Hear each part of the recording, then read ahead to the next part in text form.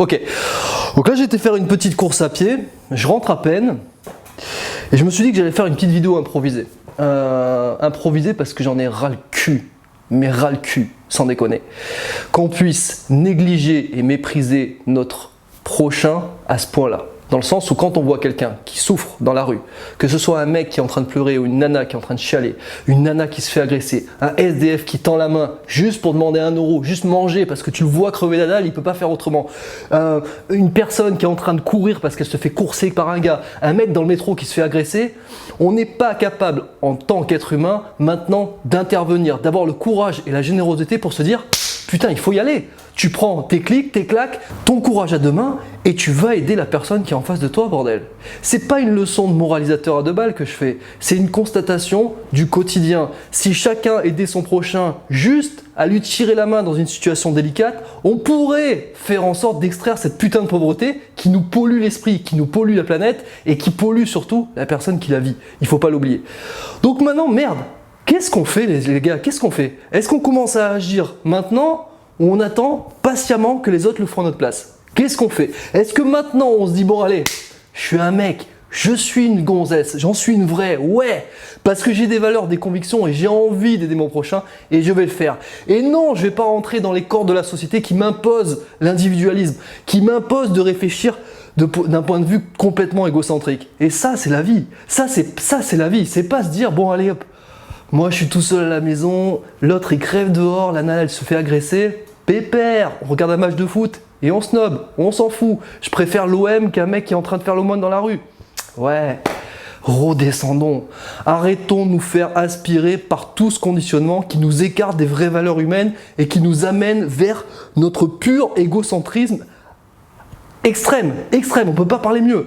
Et sous prétexte que la personne n'est pas de notre famille, qu'elle n'est pas notre amie, qu'on n'a pas des liens forts, qu'on n'a pas tissé des liens forts, eh ben on la snob. Eh ouais, on la snob. Eh ben ouais, on s'en bat les couilles, on la laisse crever à côté de nous.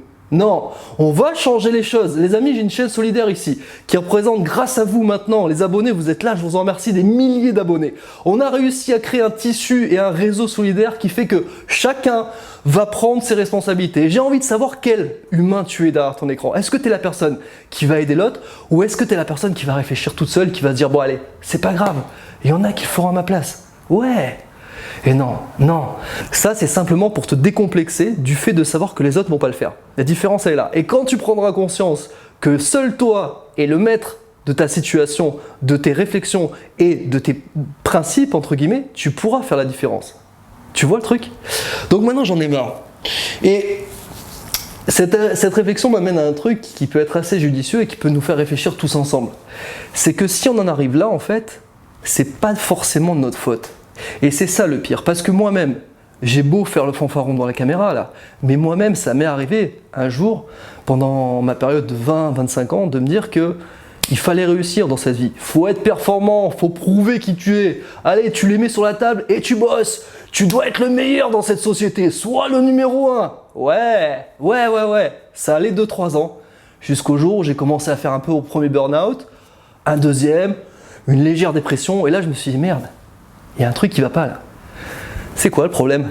Eh ben c'est que tu penses qu'à ton cul mon garçon. Eh ben ouais, le problème il est là, tu penses qu'à ton pur ego, tu penses qu'à ta propre personne, tu penses à faire du bénéfice, de la réussite, tu veux prouver aux autres que tu es capable d'eux, mais au final, est-ce qu'il vaut mieux pas penser à l'autre et peut-être l'aider? Est-ce que c'est pas une valeur peut-être plus importante que l'argent, celle-ci?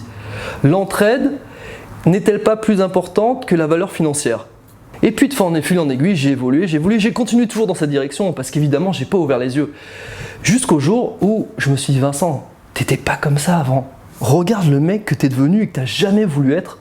Et là, je vous promets, j'ai regardé ce mec-là avec des yeux de gamin en me disant, mais c'est vrai, c'est quoi cet adulte que t'es devenu en fait?